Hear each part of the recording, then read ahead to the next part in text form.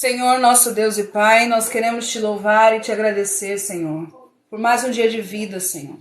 Obrigada pelas tuas misericórdias que se renovaram esta manhã e são a causa de nós não sermos consumidos, meu Deus. Obrigada por cada livramento, obrigada pelos livramentos vistos, obrigada, Senhor Deus, pelos livramentos não vistos, Senhor.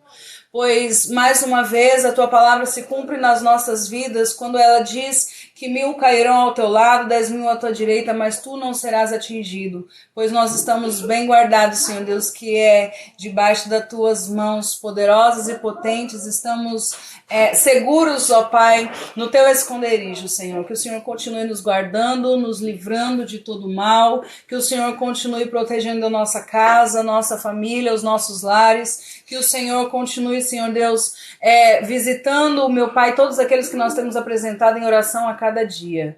Pai, eu quero te pedir, Senhor Deus, perdão pelos meus muitos pecados, pelas minhas falhas, Senhor. Muitas vezes, Senhor Deus, não querendo errar, nós acabamos errando, meu Deus.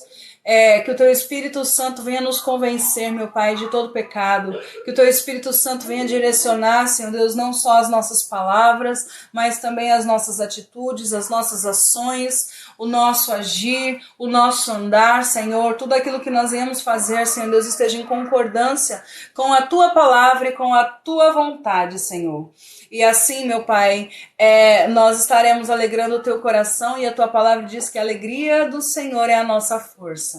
Pai, eu apresento nas tuas mãos cada irmão que aqui está, cada irmã, Senhor Deus, cada família aqui representada. Eu apresento nas tuas mãos, ó Pai, cada nome, Senhor Deus, que tem sido apresentado para oração, cada causa, meu Deus. Eu não sei a necessidade dos teus filhos, eu não sei o que eles precisam, eu não sei, meu Pai, o propósito que cada um tem no coração, mas eu sei que o Senhor é quem sabe de todas as coisas, conhece, sonda o coração do homem, esquadrinha a alma.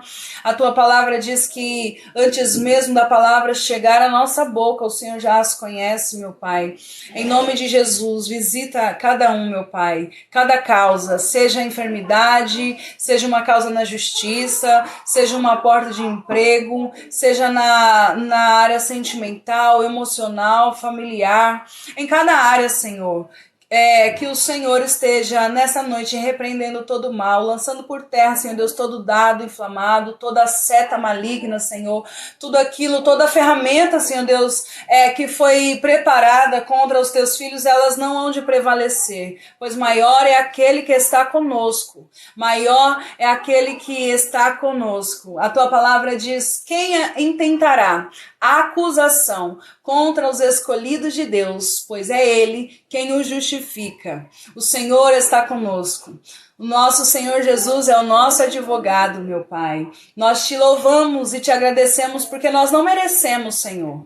Mas ainda assim, o Senhor tem cuidado de nós. Ainda assim, o Senhor Jesus tem intercedido por cada um de nós. Ainda assim, a sua presença, meu Pai, nos alcança a cada instante das nossas vidas. Independente de onde nós estamos. Independente, meu Pai, das companhias, das pessoas que nos cercam. A tua presença, meu Pai, tem estado conosco 24 horas por dia. Aleluia.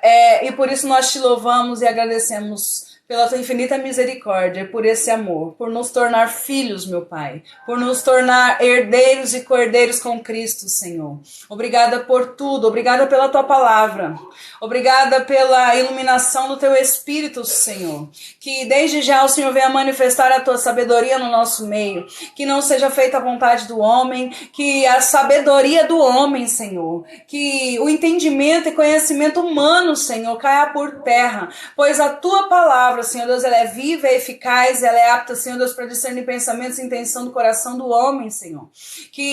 Eu creio que a tua palavra é suficiente e que seja manifesto, Senhor, a tua sabedoria. Ilumina, Senhor Deus, os nossos corações, que os nossos ouvidos e os nossos olhos espirituais estejam atentos, Senhor, não aquilo que o homem diz, não aquilo que o homem acha, não aquilo que o homem interpreta, mas naquilo, Senhor, que verdadeiramente está escrito. Ilumina, Senhor Deus, o nosso nosso entendimento. A tua palavra diz, meu Pai, que o Senhor não é Deus de confusão. Que o Senhor, meu Pai, não deixa ninguém confundido e nem envergonhado, meu Pai. A tua palavra tem poder, Senhor Deus, para lançar fora todo medo. A tua palavra tem poder, Senhor Deus, para perdoar. A tua palavra tem poder para curar, para transformar, para renovar, para avivar, para libertar e principalmente, Senhor Deus, para salvar. Faz o teu querer, Senhor. O Senhor tem liberdade aqui, meu Pai. Nas tuas mãos eu consagro esta live, nas tuas mãos eu consagro as nossas vidas. Toma, Senhor Deus, a direção mais uma vez dessa live. Fala conosco, Senhor, como tem sido nas outras lives, Senhor. Em nome de Jesus, ó Pai, é o que eu te peço e desde já eu te agradeço. Amém. E graças a Deus.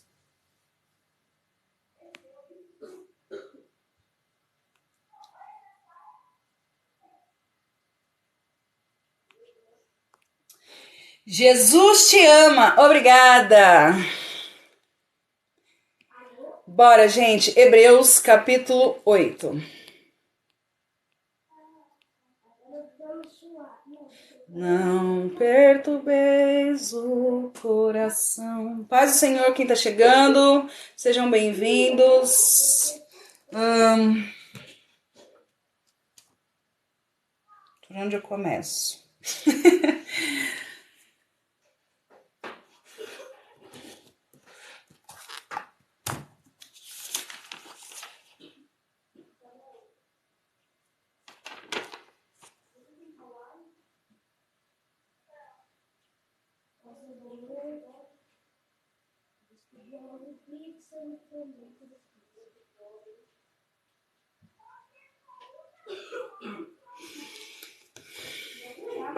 Pai, Senhor Jesus Cristo, amém.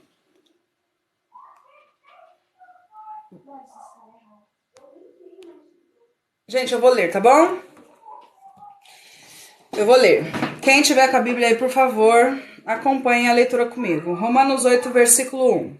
Ora, a suma do que temos dito é que temos um sacerdote tal, que está assentado nos céus, à destra do trono da majestade. Até aqui. Eu só vou pegar um copo para beber água.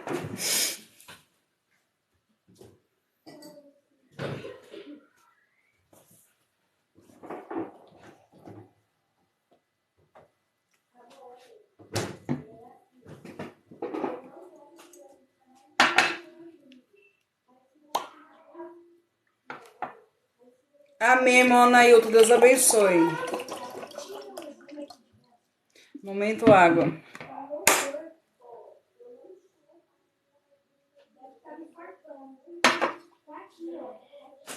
Gente, versículo 1. O autor é os Hebreus. Ele está dizendo assim: ora, a suma, ou o que é essencial, o essencial de tudo que temos dito. É como se agora ele estivesse fazendo um resumo de tudo aquilo que ele já disse antes. Como eu disse da última vez, às vezes parece até que fica meio repetitivo o sermão. Porque desde o capítulo 5 o autor está falando a respeito do sacerdócio, ele está falando que Jesus é o sumo sacerdote, ele está tratando acerca desse assunto, e parece até que se torna um sermão um tanto quanto repetitivo. Obrigada, Edmar. Mas se a gente for olhar o contexto, a situação é que os hebreus, os cristãos hebreus estavam vivenciando, é de suma importância que ele repetisse, que ele frisasse, que ele os exortasse acerca de quem é Jesus. Pois eles corriam um risco muito grande de abandonar a fé. O abandono da fé é a apostasia. E quando alguém apostata da fé, quando alguém abandona a fé, quando alguém vira as costas para Jesus, é porque não tem fé, é porque não crê. o suficiente na sua obra. Paz, irmão Vando, é porque não crê que a sua obra ela foi suficiente, tendo em vista que não há necessidade de nenhum ritual mais, que não há necessidade de mais derramamento de sangue, que não há necessidade de um outro sacerdote, a não ser Jesus Cristo, que é o nosso sumo sacerdote. Paz, Levita, Jéssica, seja bem-vinda. Quando nós olhamos para Cristo, quando nós depositamos a nossa fé, a nossa confiança, a nossa esperança em Cristo, independente das circunstâncias, independente de perseguições, independente de momentos bons ou momentos ruins, a nossa fé, a nossa esperança e confiança, ela não muda. Nós vemos o apóstolo Paulo, quantas situações ele passou. Ele escreve algumas de suas epístolas preso, ele escreve algumas de suas epístolas encarcerado, e nada disso tirava a alegria no coração do apóstolo Paulo. Por quê? Porque a alegria dele não vinha de coisas materiais, a alegria dele não vinha dos homens, mas a alegria dele vinha do Espírito. A Bíblia diz que o fruto do Espírito é paz, amor, longanimidade, domínio próprio, temperança, fidelidade. Então, essas coisas são fruto do Espírito. E quando nós temos o Espírito, nós temos paz, nós temos alegria, mesmo que a situação ao nosso redor não vá do jeito que a gente planejou ou do jeito que a gente queria. O autor aos Hebreus, ele vai exortar a estes irmãos de que eles não abandonassem a fé. Como é que nós exortamos alguém à luz da Bíblia, à luz da palavra, para que não abandone a fé? Lembrando da obra de Jesus Cristo. Lembrando do que Jesus fez. Lembrando de que o que Jesus fez na cruz do Calvário foi um sacrifício perfeito. E não é apenas lembrando do que Jesus fez. Não que seja pouco, de maneira nenhuma. Nós nunca poderemos pagar tudo que Jesus fez por nós. Mas lembrando também que o ministério de Cristo, o ministério de Jesus, não acaba na cruz. O ministério de Jesus não finda na cruz. Jesus morreu, ressuscitou ao terceiro dia, foi assunto aos céus, e esse ministério continua. Esse sacerdócio continua. Esse mediador, ele cuida e trabalha de nós dia e noite. Esse mediador, ele intercede por cada um de nós. Paz, Renilde, seja bem-vinda. Valdinei, boa noite. Sejam todos bem-vindos. Obrigada pelos presentes, Jennifer. Esse mediador, intercessor, ele intercede por nós a cada instante, a cada momento. Então, quando nós começamos a lembrar que a gente tem ao lado do Pai, a destra do Pai, como diz o autor aos Hebreus, ele está assentado nos céus, à destra do trono da majestade. Quando a gente começa a olhar não só para o que Cristo fez, não só para os milagres de Cristo, mas aonde Ele está hoje, quando nós começamos a olhar para o sacerdócio, para o ministério e para o reinado de Cristo, não tem como, gente, a gente abandonar a fé. Tem que ser muito incrédulo para olhar para Cristo, para olhar para tudo que Ele fez e faz e continua fazendo, para simplesmente abandonar a fé por causa das circunstâncias.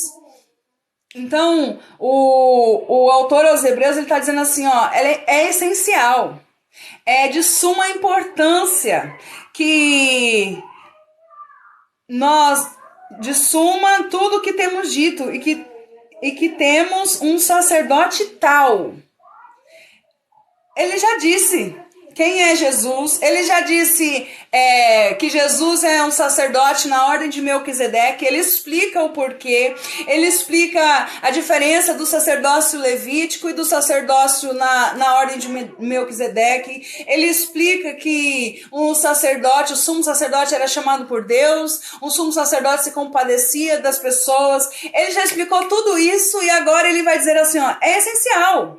Tudo que a gente tem dito é de suma importância. Juliana Paz, seja bem-vinda. É de suma importância. Tudo o que eu tenho dito. É assim, olha, tudo que eu falei nos capítulos anteriores, haja vista que a Bíblia não era separada, as cartas ainda não eram separadas por capítulos, mas é como se ele dissesse assim, ó, tudo que eu disse nas linhas anteriores é de suma importância. É essencial. É um resumo de tudo que já foi dito. Se apeguem, olhem, se apeguem com firmeza, se agarrem a tudo que já foi dito. Temos um sacerdote tal. Esse sacerdote, esse sumo sacerdote que nós temos, é praticamente impossível de descrevê-lo. Se a gente procurar palavras, se a gente procurar adjetivos para descrever esse sumo sacerdote, a gente não encontra. Aí o autor aos Hebreus ele vai dizer assim, ó, um sumo sacerdote tal. É como João, quando ele escreve João 3,16, porque Deus amou o mundo de tal maneira. O que é de tal maneira? É de uma maneira imensa, não tem como mensurar, não tem como explicar, não tem como resumir em palavras a maneira que Deus amou o mundo. Então Deus amou o mundo de tal maneira que entregou o seu Filho unigênito para que todo aquele que nele crê não pereça, mas tenha a vida eterna. E parece que o autor aos Hebreus dessa mesma forma. Nós temos um sumo sacerdote. Como? Um sumo sacerdote tal. Não tem palavras que expresse. Ele já explicou o que faz o sumo sacerdote. Ele já explicou que o sumo sacerdote é o mediador, é o intercessor. Mas ele está dizendo, olha, é um sumo sacerdote tal que não tem palavras que resumam, que não tem palavras que explique. E esse sumo sacerdote, ele é o nosso mediador. Ele é o meu e o teu mediador, sabe? Esse sumo sacerdote que a gente não consegue encontrar adjetivos suficientes para expressar o quão maravilhoso ele é o meu e o teu mediador. Ele é aquele que está à destra do Pai. Ele é aquele que assentou no trono da majestade. Sabe o que é lindo aqui? Que no contexto daquela época, aquele que se assentava no trono é o mais importante. Aquele que se assentava era o que tinha maior autoridade. Quando na sinagoga, por exemplo, os fariseus iam ler os livros, ler os profetas, ensinar na sinagoga, quando eles iam ensinar, aquele que ensinava, ele se assentava. Hoje, dentro das igrejas, por exemplo, normalmente as pessoas estão sentadas e aquele que está ministrando a palavra está em pé. Mas, antigamente, naquela época, naquele contexto, era o contrário. Aquele que ensinava era justamente aquele que estava assentado. Tanto que Jesus, certa feita, ele vai falar para os fariseus, vocês se assentaram na cadeira de Moisés. Vocês tomaram a cadeira de Moisés, o trono de Moisés. Por quê? Porque era um lugar de suma importância. Era quem assentava no trono, quem assentava era o mestre, era aquele que ensinava, era aquele que guiava, era aquele que exortava, era aquele que consolava as pessoas. Então, o autor aos Hebreus está dizendo que nós temos um sumo sacerdote tal que está assentado. Mas ele não está assentado em um trono qualquer. Ele não está assentado em um trono feito por mãos humanas. Ele não está assentado e nem foi eleito por homens como um sumo sacerdote. Não, ele está assentado nos céus, à destra do trono da majestade. Ele faz aqui também uma referência ao Salmo. ao Salmo 110. Salmo de Davi. Achei. Salmo 110, versículo 4, está escrito assim: Jurou o Senhor, e não se arrependerá. Tu és um sumo sacerdote eterno, segundo a ordem de Melquisedeque. O Senhor, à tua direita, ferirá os reis no dia da sua ira. Julgará entre as nações, enchê-las-á de cadáveres. Ferirá as cabeças de grandes terras. Pelo caminho descender-te-á no ribeiro e prossigará de cabeça erguida.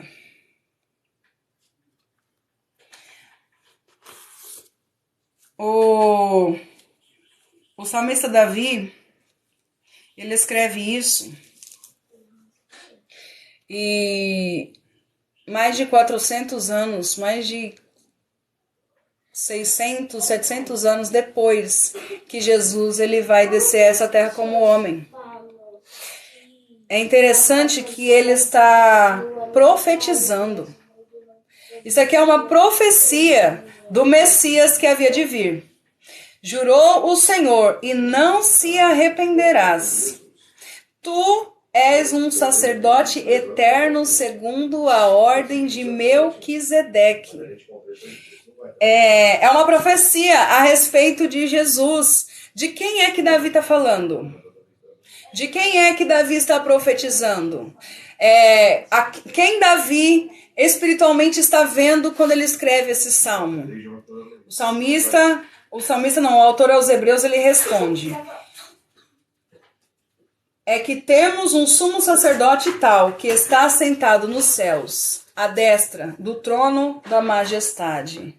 Eu li o Salmo 110, irmão Samuel. Pai, gente, quem está chegando aí, sejam bem-vindos. Nós vamos orar sim, Thaís. Irmão Cristiano, Pai Senhor. Não quero isso não.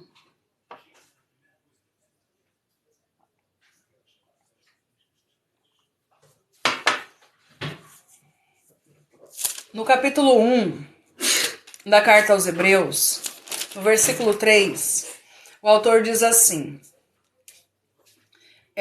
o qual, sendo resplendor da glória e a expressa imagem da sua pessoa, e sustentando todas as coisas pela palavra do seu poder, havendo feito por si mesmo a purificação dos nossos pecados, assentou-se à destra da majestade nas alturas. Então, a gente aprende no versículo 1, que é de suma importância, que é essencial que nós lembremos, que nós nos atentemos, tudo o que já foi dito antes. E o que foi dito antes? Que Jesus é o nosso sumo sacerdote, que Jesus ele está à destra do Pai, que Jesus ele é o nosso mediador, que Jesus ele é aquele que é concernente às coisas de Deus. Jesus ele resolve literalmente o conflito que tinha entre o homem e Deus. Conflito este vindo sendo consequência do pecado, da queda. E em Efésios capítulo 2, o apóstolo Paulo vai dizer que Jesus ele vai romper as barreiras, os muros da inimizade que tinha entre o homem e o seu semelhante e entre o homem e Deus. Então, por isso, ele é o nosso sumo sacerdote. Ele é aquele quem nos dá acesso direto ao Pai. É aquele que rompeu não só o véu, mas é aquele que rompeu os céus, que rasgou os céus. E ele está assentado à destra, no trono da majestade. Pai, Jadson, Adelmo, sejam bem-vindos. Feliz dia Obrigada por quem me desejou feliz dia das mulheres. Vamos lá, gente. Versículo 2. Ministro do santuário e do verdadeiro tabernáculo, o qual o Senhor fundou, e não o homem. Porque todo sumo sacerdote é constituído para oferecer dons e sacrifícios, pelo que era necessário que este também tivesse alguma coisa para oferecer. Até aqui. Vamos lá, vamos devagarzinho. Ele diz assim, ó, ministro do santuário verdadeiro e do verdadeiro tabernáculo. Sabe o que eu vejo aqui? Eu vejo como se o autor aos Hebreus, ele colocasse um espelho. Ele colocasse o ministério de Jesus, o sacerdote de Jesus, diante de um espelho. Ou ao contrário, é como se ele colocasse o sacerdócio levítico e o santuário que foi ordenado por Deus a ser construído. É como se ele colocasse um espelho.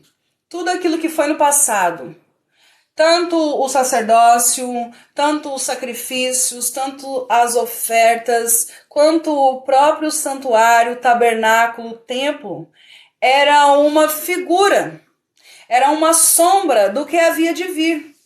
Então é como se o autor aqui colocasse um espelho. E se a gente for observar, espelho naquela época, não é espelho que nem é nos dias de hoje, nítido, como nós enxergamos. Era um ferro polido, um aço polido, então as pessoas não viam direito. Tanto que o apóstolo Paulo, no capítulo 3 de 1 Coríntios, ele vai dizer assim, ó, agora nós vemos por espelho, como que refletido, mas um dia nós veremos face a face, porque quando a gente vê por um espelho, quando a gente olha no espelho, ainda mais nos espelhos daquela época, você não vê direito. Você não vê na sua totalidade, você não vê na sua plenitude. A revelação, ela é parcial. E é exatamente isso que o autor aos Hebreus nos mostra, que o que foi no passado era algo de Deus, sim, mas era algo parcial. Era algo que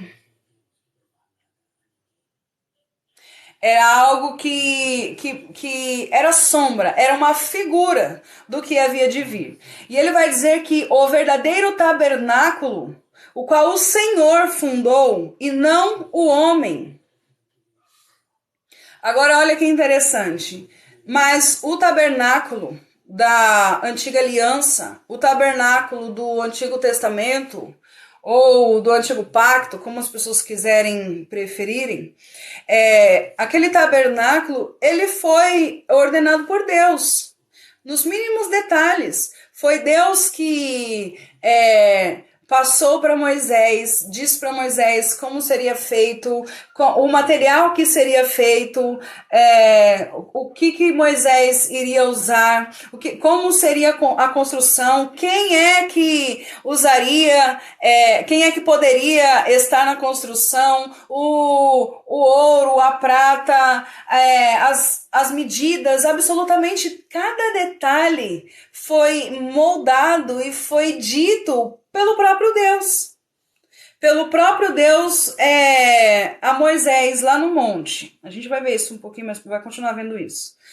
Então, e agora o autor está dizendo assim que o verdadeiro santuário, o verdadeiro tabernáculo, o qual o Senhor fundou e não o homem, até parece que ele está dizendo que o que foi no passado não foi o homem que fundou, mas foi. Não estou dizendo que ele está dizendo isso, mas possa ser que alguém leia e entenda de uma forma diferente. Então não foi Deus que fundou? Foi Deus que fundou. Mas era uma figura, era uma sombra daquilo que é verdadeiro, daquilo que realmente permanece eternamente. Tanto que a gente vê que aquele tabernáculo que Moisés e os levitas ergueram no deserto, passou.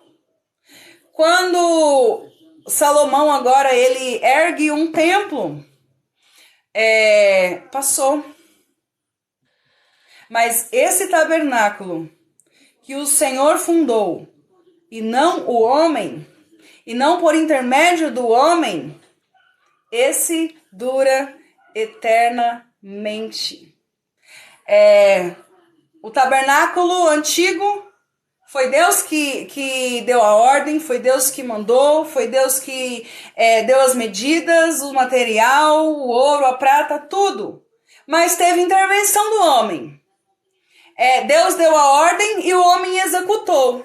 Só que esse tabernáculo aqui, a qual o autor aos Hebreus está dizendo, foi o próprio Deus que fundou. Sem a intervenção, sem a mão, sem a ajuda de homem nenhum.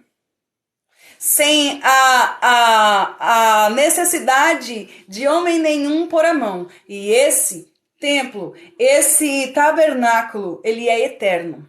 Ele dura para sempre. Ele é ontem, ele é hoje, ele é eternamente. Porque é lá que o nosso Deus eterno habita.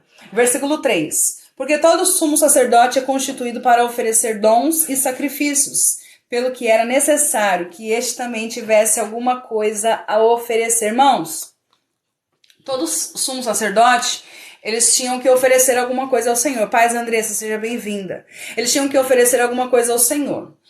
Então, eles ofereciam animais, eles ofereciam as ofertas, as pessoas, o povo trazia as ofertas, e eles ofereciam ao Senhor. Então, nenhum sumo sacerdote, quando entrava no lugar santíssimo, quando entrava na presença, eles não entravam de mãos vazias, eles não entravam de mãos abanando. Eles entravam com alguma coisa para entregar para o Senhor. O povo trazia, as pessoas traziam, e o sumo sacerdote, ele adentrava na presença para oferecer ao Senhor sacrifícios, ofertas, dons, holocaustos. Então, todo sumo sacerdote, quando entrava na presença do Senhor, tinha algo que oferecer. E ele está dizendo que o nosso sumo sacerdote, ele também tinha algo a oferecer. Tá travando, gente? Tô travando para todo mundo? Se estiver ruim, eu mudo de internet. Tá ok? Alguém me responde? Tem alguém aí? Tem alguém aí? Vocês dormiram? Não, normal. Obrigada. Obrigada. Ok. Então vamos lá. O nosso sumo sacerdote, áudio e vídeos perfeitos. Irmão Fábio Santos, Pai Senhor. Eu ia falar áudio. O nosso sumo sacerdote, ele também não entrou na presença de Deus. Ele não rasgou o véu. Ele não rasgou os céus. E ele não assentou à destra do trono da majestade de mãos vazias. Mas ao contrário do sumo sacerdote na ordem levítica, ele não oferece um animal, ele não oferece pombos, ele não oferece um efa de farinha, ele não oferece cordeiro, carneiro, ele é o próprio cordeiro. Ele é o próprio sacrifício, ele é a oferta.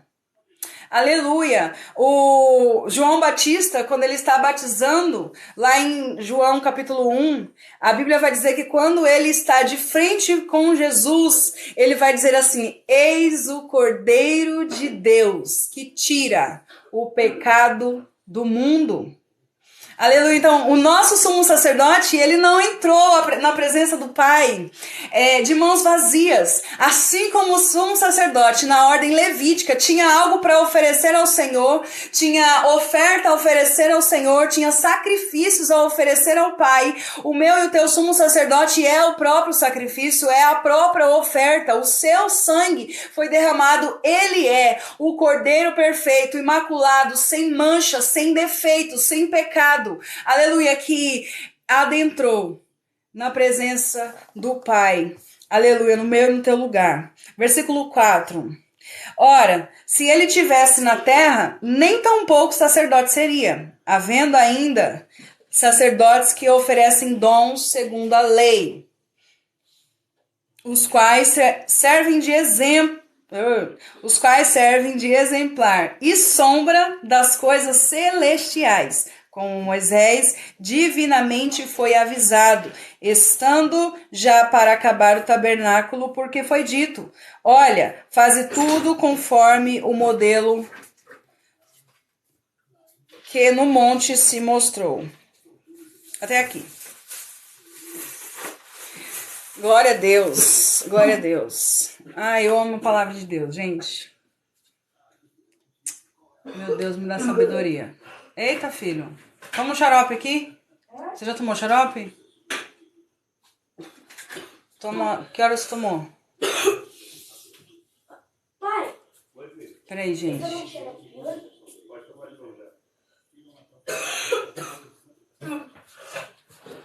Sabe pôr no copinho?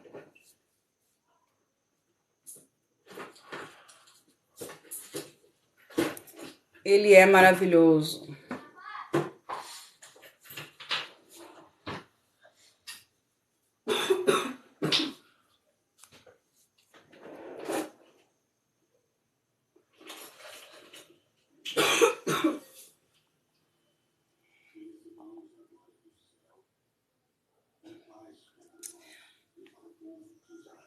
Caiu minha net no momento família. É ruim? Não é isso que eu bati o braço aqui em cima. Eu pensei que era por causa do remédio. Não, esse remédio é bom. Daqui. Boa noite. Ixi, tá acabando. Toma. Boa noite quem tá chegando. Sejam bem-vindos, paz do Senhor. Vai, gente, vamos lá. Bora. Versículo 4 ele está dizendo assim: ora, se ele estivesse na terra, nem tão pouco sacerdote seria, havendo ainda sacerdotes que oferecem dons segundo a lei. Se Jesus estivesse na terra, gente, ele não poderia ser o sumo sacerdote. Por quê? Porque ele era da tribo de Judá. E quem era da tribo de Judá eram os reis. E nós já aprendemos, já vimos aqui, que os levitas, os sacerdotes e o sumo sacerdote, eles eram da tribo de Levi. Logo, se Jesus ainda estivesse na terra, enquanto ele era homem, enquanto encarnado, ele não podia ser sumo sacerdote.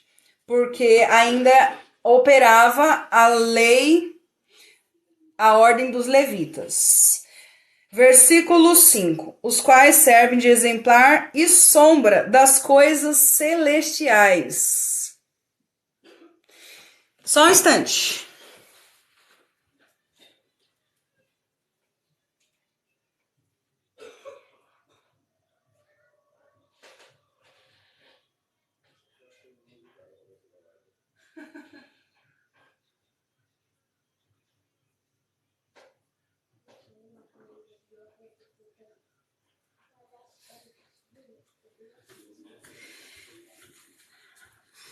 Voltei.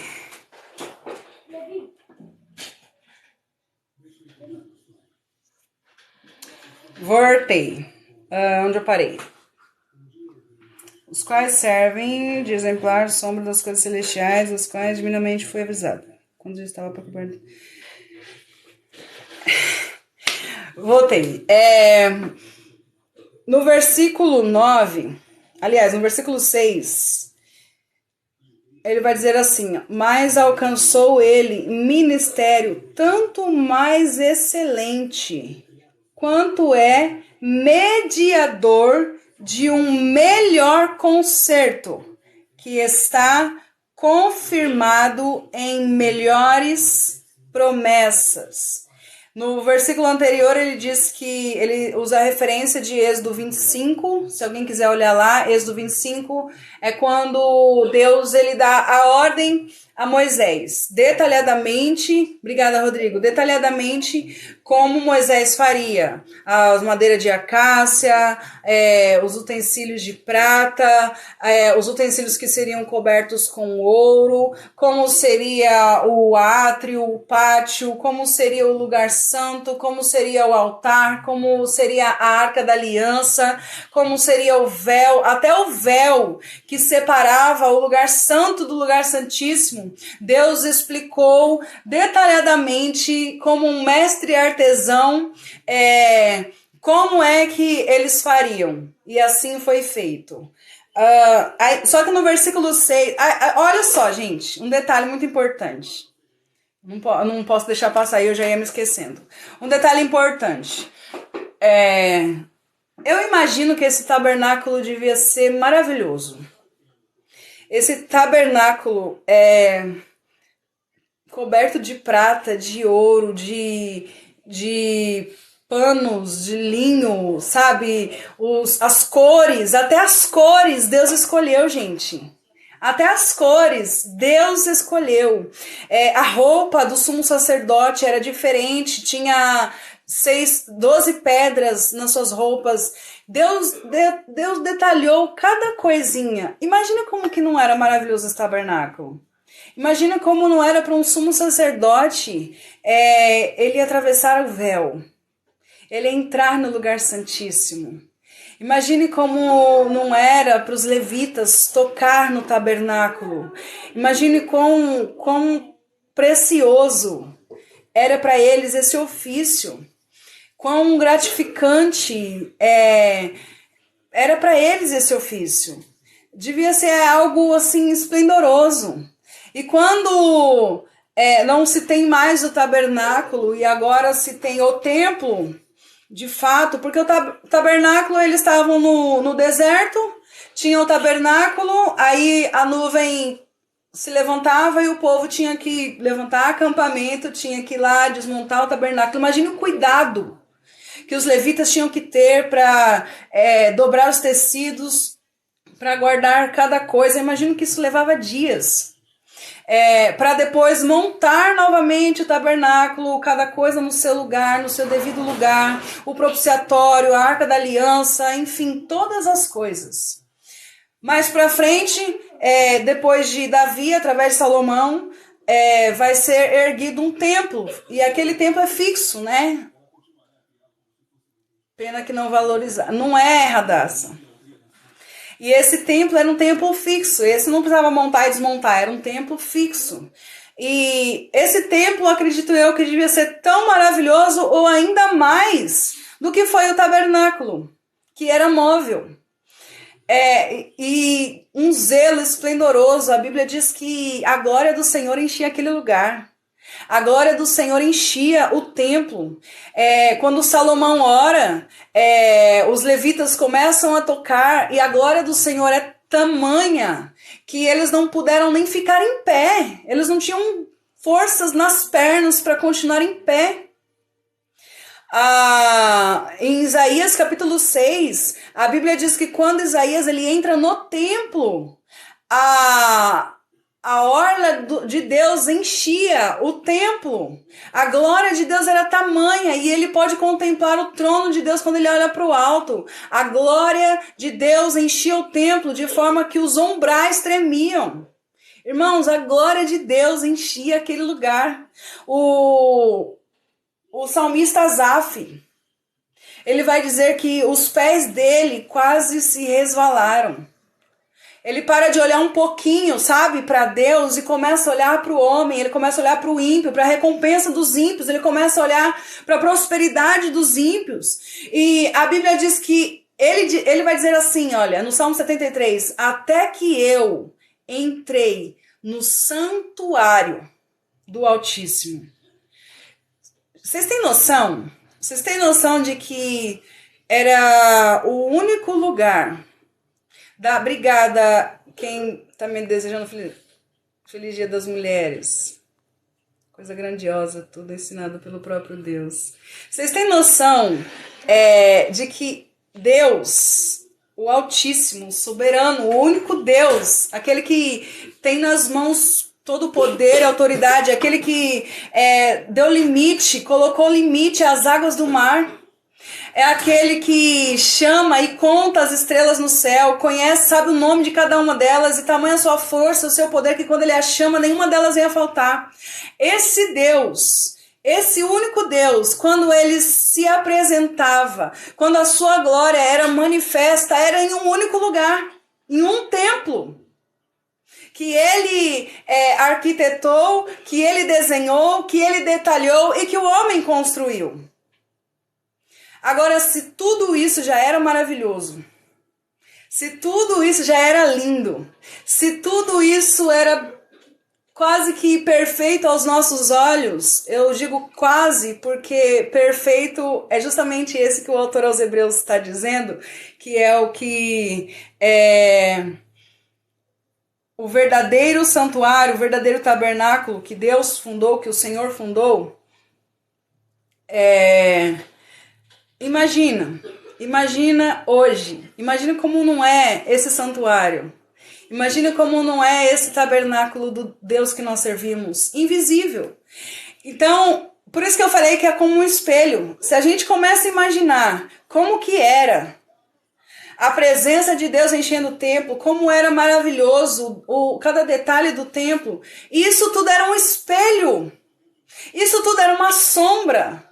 Isso tudo era figura do que é verdadeiro, do que é das coisas celestiais. Irmãos, imagine como não é o santuário de Deus. Lembrando que nós somos templo. Lembrando que nós somos morada. Lembrando, User, nós acreditamos sim, tá bom? Eu não sei o seu nome. Nós acreditamos. E a gente não tá aqui para convencer ninguém. Nós acreditamos. Eu tenho certeza, não que ele existe, mas que ele é. Tá bom? Imagina, gente. Imagina, eu imagino que quando o apóstolo João, ele escreve Apocalipse, e ele vai dizer, né, que as ruas são como de ouro, como de cristais, e ele começa a descrever tudo que ele viu. Eu acredito que aquilo ali é o que ele podia expressar. Porque, na verdade, é muito maior e muito melhor do que João descreveu. O que a gente entende como que é mais precioso? O ouro. Não tem nada mais precioso para o homem do que o ouro. Né? O ouro é precioso, o ouro é bonito, o ouro é caro, o ouro é valioso, vale muito.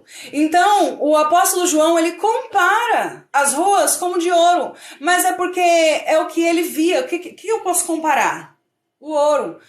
Por que eu tô falando isso? Porque o apóstolo Paulo, ele escreve, ele vai dizer assim, ó, nem olhos viram, nem ouvidos ouviram, nem subiu ao coração do homem aquilo que Deus tem preparado para os que nele crê.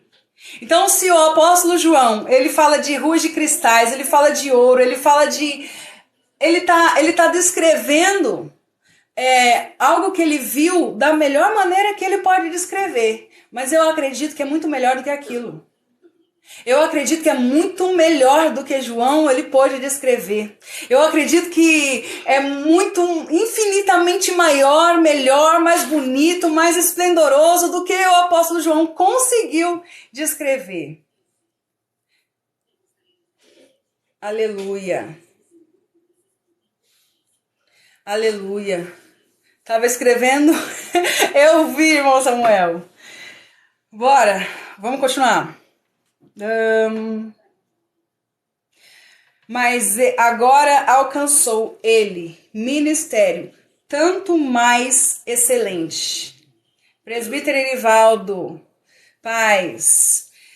Ministério tanto mais excelente. Irmãos, tudo aquilo que Deus detalhou, que a gente falou a respeito do tabernáculo, do templo, o nosso sumo sacerdote, o nosso mediador, ele alcançou ministério mais excelente do que todos os outros que foi estabelecido por Deus. Quanto é mediador de um melhor concerto. Deixa eu ver como está nessa tradução aqui.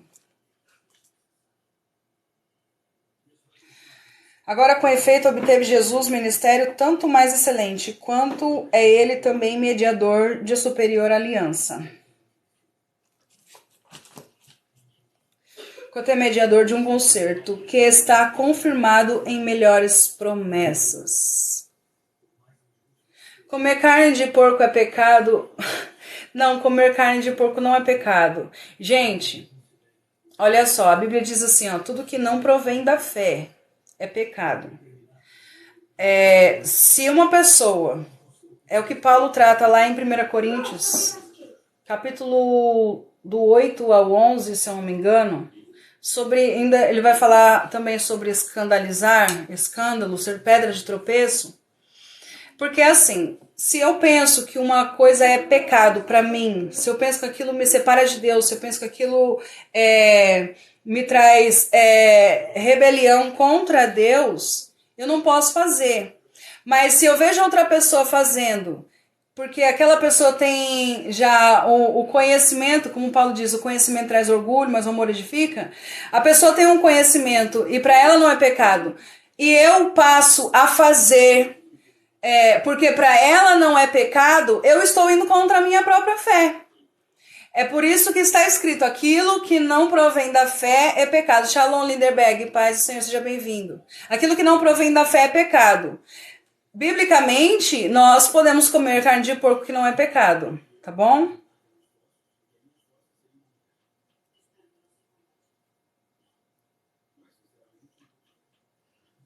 Bora, vamos lá. Vamos continuar. Onde eu parei? Ah, tá.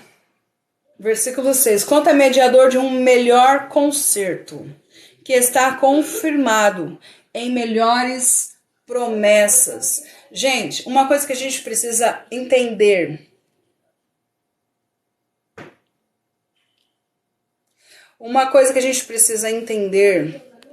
O que é esse concerto? O que é essa aliança? Detalhe. Aliança não muda. Pacto não muda. O que muda são as leis, as legislações. Como eu já usei a referência aqui, a respeito de presidente e de rei. A legislação de um presidente é uma, a legislação de um rei é outra, totalmente diferente. Aqui, o autor aos Hebreus, no versículo 6, ele está dizendo que Jesus, ele alcançou um ministério mais excelente, quanto é mediador de um melhor concerto, e está confirmado em melhores promessas. A pergunta é, qual é esse concerto? A pergunta é, qual é essa promessa? Que aliança que é essa? Pra gente... Não tem, meu. Vê aqui se tem, entra aí. Peraí, gente, só um instante. Eu acho que não tem, Rodrigo. Vê aí. Vou ficar com sede agora. Eu sou Jesus para ficar no deserto com sede, com fome. Aproveita e abre um jejum. Não. Então, cadê? Vê ali, abre ali. Não tem. A gente tá sem água desde ontem, gente. A gente foi lá na Casa Kate hoje. Fica pecando.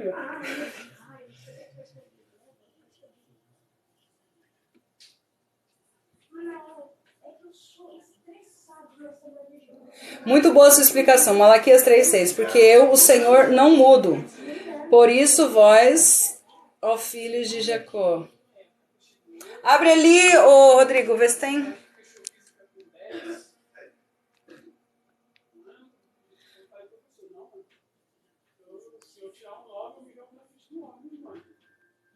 Sim, gente, Atos 10,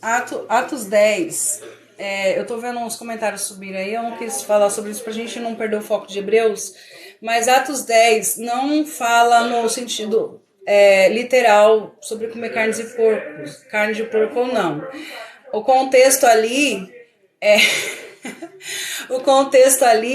é para que Pedro entendesse que a salvação agora não era só para os judeus, era também para os gentios, tá bom? Não considere impuro aquilo que eu já purifiquei. Era justamente isso que Deus estava querendo mostrar para Pedro, que a salvação também era para os gentios e não só para os judeus. Embora a salvação venha dos judeus, né, como Jesus disse para a mulher samaritana, ela não é só para os judeus. Se você acha que pecado, não come. E tira o foco da palavra. Eita. Vai, vamos lá. A pergunta é, qual é essa aliança? Qual é essa aliança? Que conserto é esse? Que promessa é essa que Deus fez? Deus fez essa promessa. Deus, ele faz essa aliança. Na verdade, desde Gênesis. É separada essa promessa. Primeiro começa com a promessa adâmica, aliança adâmica. Depois vem a aliança com Noé. Depois vem a aliança com Moisés. Depois vem a aliança com Davi. E se a gente observar, é uma mesma aliança. Na verdade, é o próprio Deus reafirmando aquilo que ele já estabeleceu desde o princípio, desde o começo de todas as coisas, que haveria um Salvador. Acontece que essa aliança ela não tinha sido totalmente revelada.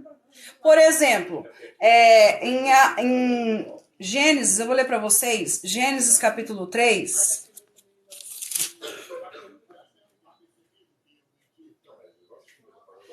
Tudo bem, Cláudio, Deus abençoe. Olha, em Gênesis, quem não come da carne pouco é judeu, doutorado. Todos falharam, só Jesus que não, exatamente. Em Gênesis capítulo 3, versículo 14, está escrito assim: Então o Senhor, Deus, disse à serpente: Porquanto fizeste isso, maldita serás, mais que toda besta e mais que todos os animais do campo. Sobre o teu ventre andarás e pó comerás todos os dias da sua vida. Versículo 15: E porém inimizade entre ti e a mulher, e entre a tua semente e a sua semente. Esta te ferirá a cabeça, e tu lhe ferirás o calcanhar. Então a gente percebe que desde a queda, desde o pecado, desde a rebelião do homem contra Deus, Deus já tinha um propósito, Deus já tinha uma aliança, Deus já tinha um conserto, Deus já tinha um plano. Como eu digo aqui muitas vezes, Deus tinha um plano perfeito, por sinal. E o plano de Deus era este que esmagaria a cabeça da serpente. Porém, para Adão e Eva, não estava totalmente revelado. Para Adão e Eva não estava totalmente claro.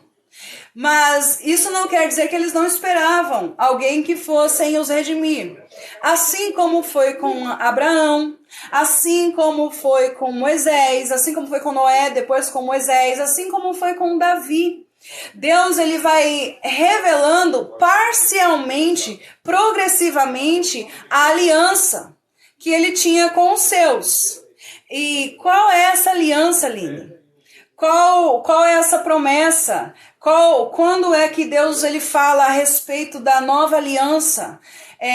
Jesus ele vem fazer uma nova aliança, quebrando a antiga aliança, desfazendo de tudo que o Pai falou? Absolutamente não. Absolutamente não. Quando nós dizemos que o Novo Testamento não invalida o Antigo, não invalida mesmo, porque é no Antigo Testamento que nós vemos as profecias, as promessas e a revelação parcial e progressiva do Messias. A gente acabou de ler o Salmo 110, que o próprio Davi vai falar a respeito do sumo sacerdote segundo a ordem de Melquisedeque. Então essa aliança, essa nova aliança que Jesus estabelece com o seu sangue, é a mesma aliança que Deus ele está prometendo e revelando desde o Éden. Que a semente da mulher esmagaria a cabeça da serpente. Seria ferido no seu calcanhar, mas esmagaria a cabeça da serpente. Gente, eu não vou ficar lendo os comentários não, para eu não perder o foco. Porque se eu ler os comentários, eu acabo esquecendo, perdendo todo o meu raciocínio. Beleza? Aline, então, como que nós provamos? Como que nós entendemos que essa aliança que Jesus, aliás, ele inaugura na cruz do Calvário com o seu sangue, ela já está profetizada no Antigo Testamento. Ela já está profetizada pelos profetas. É simples. E o próprio autor aos Hebreus, ele vai usar a referência do profeta, das palavras de Deus pela boca do profeta Jeremias, no capítulo 31. E eu acho que eu vou deixar pra gente ver isso amanhã. Porque vai ser uma longa história a partir daqui. Mas a gente vai ver que... Boa noite, Todd. Paz Obreiro de Elson. Boa noite, Agamenon. Aline, você é uma bênção. Foi quando Jesus ressuscitou, pois nesse momento ele venceu a morte. Yes.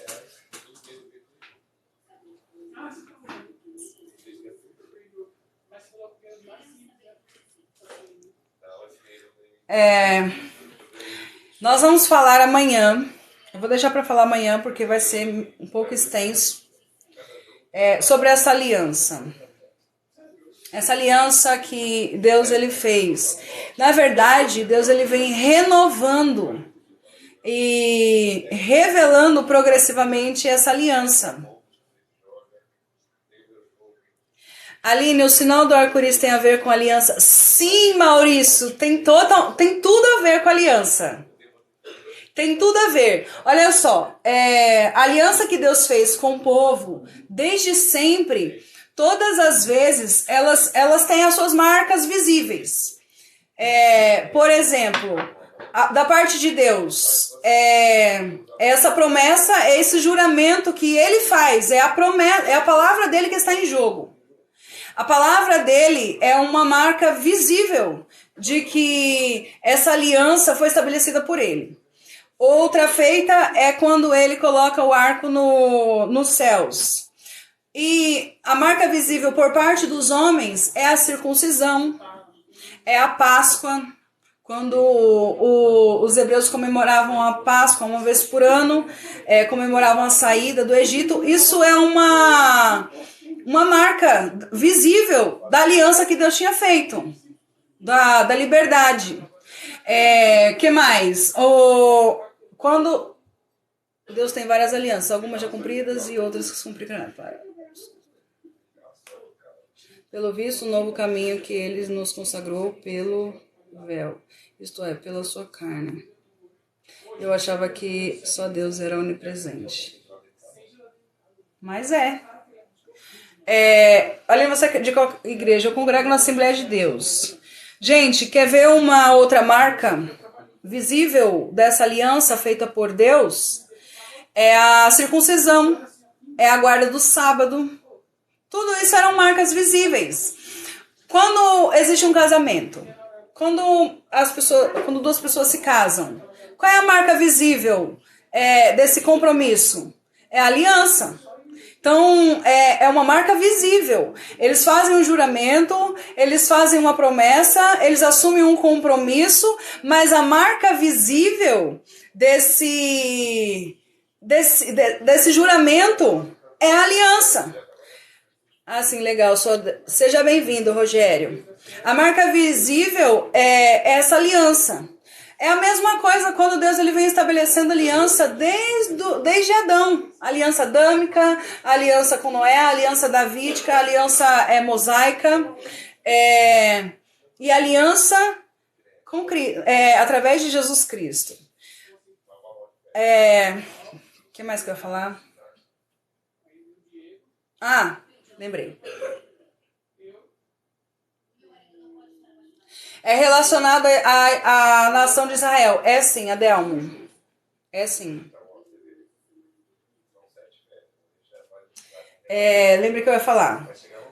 Uma coisa que é importante a gente lembrar, que todas as vezes que Deus ele estabelece ou ele renova ou ele vem relembrar o seu povo da aliança que ele fez, da aliança que ele mesmo assumiu, essa iniciativa é do próprio Deus. Então, quando há um primeiro passo, quando há uma decisão de cumprir um compromisso, isso vem da parte de Deus.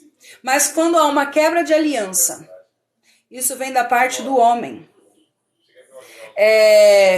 O homem quebra aliança, o homem quebra promessas, o homem quebra juramento, o homem não cumpre a sua palavra. Mas Deus, ele cumpre a dele. Ele não é homem para que minta e nem filho do homem para que se arrependa. O autor aos Hebreus, nos capítulos anteriores ao qual nós vimos, vai dizer que Deus, não tendo ninguém maior do que ele para jurar, ele jurou por si mesmo. Ou seja, Deus, ele coloca a sua própria palavra, o seu caráter em jogo. Eu estou jurando por mim mesmo. Era exatamente isso que Deus fala para Abraão. Eu estou jurando por mim mesmo. Deus, ele não quebra aliança. Deus, ele muda lei, ele muda legislação, mas ele não muda aliança, ele não muda pacto. Ele fez uma aliança, ele fez um juramento e esse juramento é perpétuo. Esse juramento é eterno. E esse juramento se cumpre no sangue de Cristo.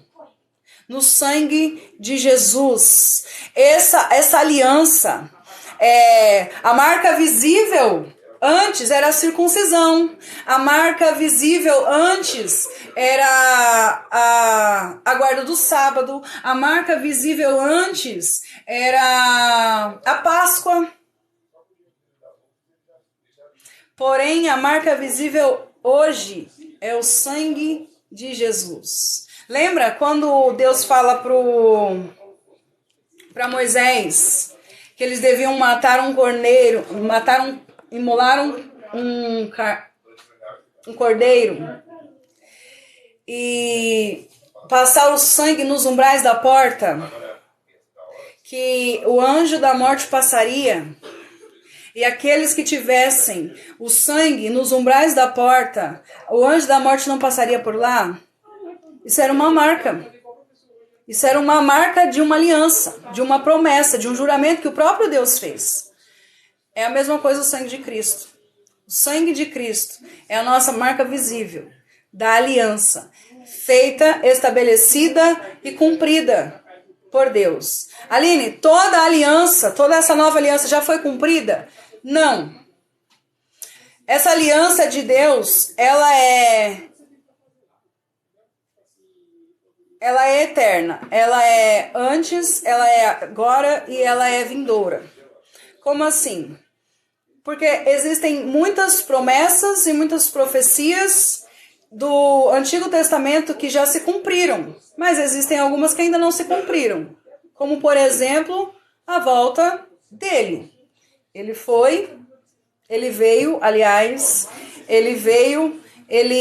se entregou como um sacrifício, como um cordeiro mudo, como uma ovelha muda, no matadouro. Mas um dia ele morreu, ressuscitou, foi assunto aos céus, está à destra do Pai, no trono da majestade. Mas ele um dia vai voltar.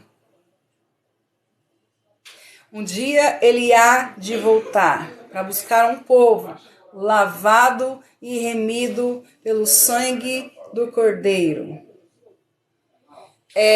Tudo de bom. Abraço. Amém, Robervaldo. Agora sim nos envolveu em nova aliança. Sim, Adelmo. Fui pastor das Assembleias de Deus por 4 anos. Nunca tinha ouvido tais coisas.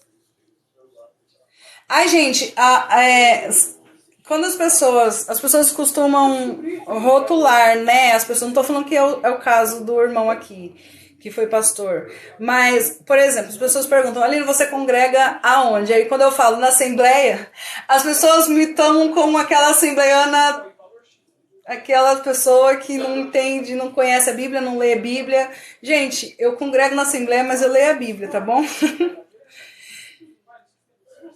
Aline, quais são as leis que devemos cumprir na nova dispensação da graça? Amor. Amor, Fábio. Amor. Amor a Deus sobre todas as coisas e amar o nosso semelhante. Jesus, ele disse assim, um novo mandamento vos dou. Lá em Mateus 5, ele cita algumas ordenanças do Antigo Testamento. Ele vai dizer assim, ouvistes o que foi dito, porém eu vos digo.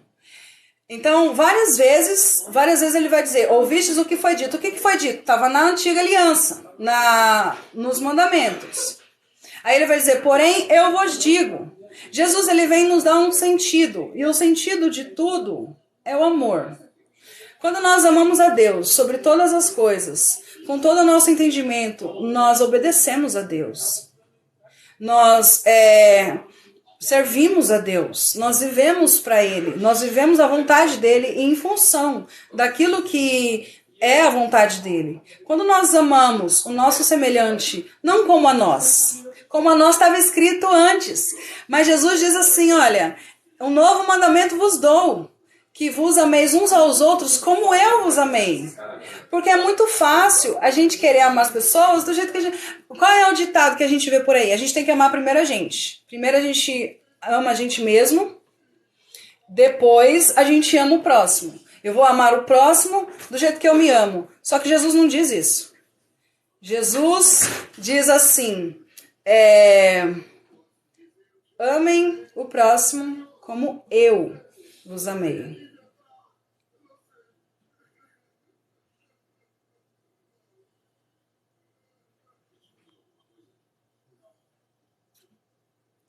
Quantos mandos são, Aline?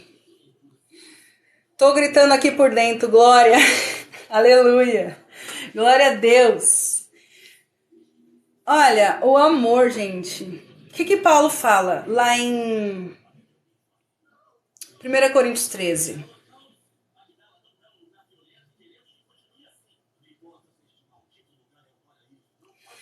O que Paulo fala lá em 1 Coríntios 13? Eu vou ler.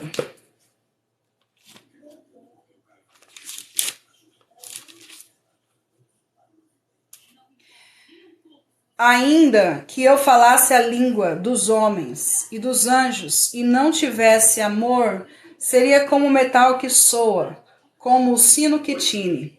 E ainda que tivesse o dom de profecia e conhecesse todos os mistérios e toda a ciência, e ainda que tivesse toda a fé, de maneira tal que transportasse os montes e não tivesse amor, nada seria. E ainda que distribuísse toda a minha fortuna para sustento dos pobres, e ainda que entregasse o meu corpo para ser queimado, e não tivesse amor, nada disso me aproveitaria. O amor é sofredor, é benigno, o amor não é invejoso, o amor não trata com leviandade, não se ensoberbece, não se porta com indecência, não busca os seus interesses, não se irrita, não suporta mal, não folga com a injustiça, mas folga com a verdade. Tudo sofre, tudo crê, tudo suporta, tudo espera. O amor nunca falha. O amor nunca falha. Mas havendo profecias, serão aniquiladas. Havendo línguas, cessarão. Havendo ciência, desaparecerá. Porque em parte conhecemos e em parte profetizamos. Mas quando vier o que é perfeito, então o que é em parte será aniquilado. Olha isso, que forte. E o que nós acabamos de ler em Romanos 8. Quando eu era menino, falava como menino, sentia como menino, discorria como menino, mas logo que cheguei a ser homem, acabei com as coisas de menino. Sabe uma coisa que a gente vê muito? As pessoas falam assim, não, mas isso é só na eternidade. Isso é só quando a gente estiver glorificado. Mas Paulo está falando no presente. Paulo está falando assim, eu era menino. Eu fazia as coisas de menino. Eu falava como menino. Mas eu cheguei a ser homem. Esse chegar a ser homem não é na eternidade, é agora. É já. Esse crescer, esse amadurecer, esse desenvolver a salvação não é na eternidade, gente, é agora. Porque agora vemos por espelho em enigma, mas então veremos face a face. Agora conheço em parte, mas então conhecerei como também sou conhecido. Agora, pois, permanecem a fé e a esperança e o amor. Estes três, mas o maior destes é o amor.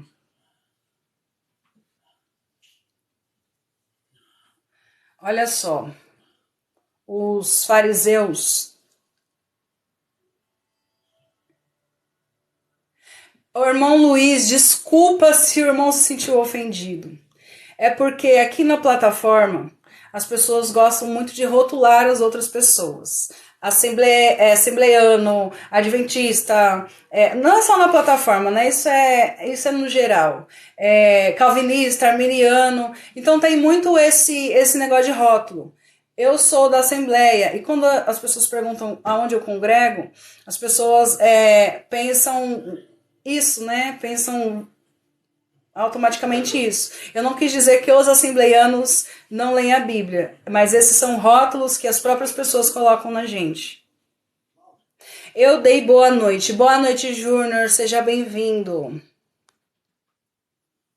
Eu não quis de maneira nenhuma ofender ninguém, gente. Eu sou da Assembleia.